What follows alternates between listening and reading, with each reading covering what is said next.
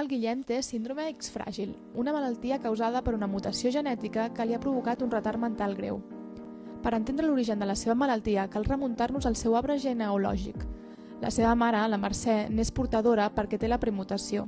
Alhora ella va heretar la premutació del seu pare. Fins fa poc es creia que l'X fràgil era l'única malaltia associada a aquesta mutació, però recentment s'ha descrit una nova malaltia que afecta els portadors d'X fràgil, el Fraxtes. Aquests portadors no tenen retard mental mai, però poden, amb l'edat, arribar a desenvolupar un problema neurològic, que comença amb un tremolor, unes pèrdues d'equilibri o un caminar estrany, que és el que és l'atàxia. La doctora Milà ha liderat des de l'Hospital Clínic un estudi integral sobre aquesta malaltia.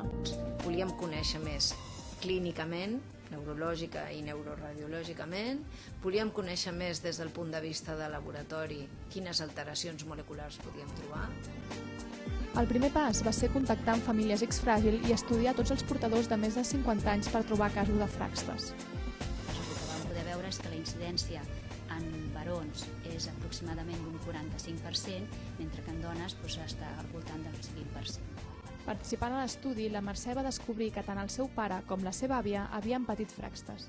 No vam poder estudiar perquè era mort, però sí que vam recopilar imatges i història clínica d'ell i sí que tenia tot el comportament del Fraxtes. La meva àvia també tenia un caminar molt peculiar, sempre es queixava dels peus, moltes rampes a les cames i tenia un caminar molt torpe. La diferència entre el Guillem i el seu avi la trobem en el gen FMR1, un gen que tots tenim i que conté informació genètica clau que l'ARN missatger tradueix per fabricar la proteïna FMRP. Els gens estan formats per combinacions de triplets de nucleòtids, i en el cas del gen FRM1, aquesta combinació conté entre 6 i 50 repeticions del triplet CGG. Però en el cas del Guillem, el triplet CGG està repetit més de 200 cops. Aquesta mutació fa que el gen deixi de funcionar i sigui impossible fabricar la proteïna.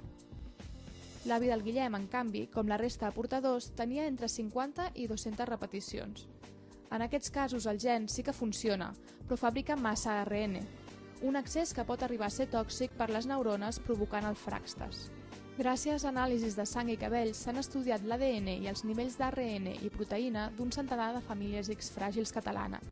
L'estudi de la doctora Milà ha permès que molts neuròlegs que desconeixien el Fraxtes ara siguin capaços de diagnosticar-lo, una fita que, a més de millorar i allargar la vida de persones amb Fraxtes, és una empenta per a prevenir el síndrome X fràgil. Jo, amb un senyor que mai ha tingut cap antecedent de retard mental, va amb un neuròleg i consulta per una atàxia i veiem que és un premutat, automàticament estudiem a tota la seva descendència i podem prevenir el fet de que hi hagin fills amb retard mental. No d'aquest senyor, o sigui, nets d'aquest senyor, no? I això ho hem fet ja.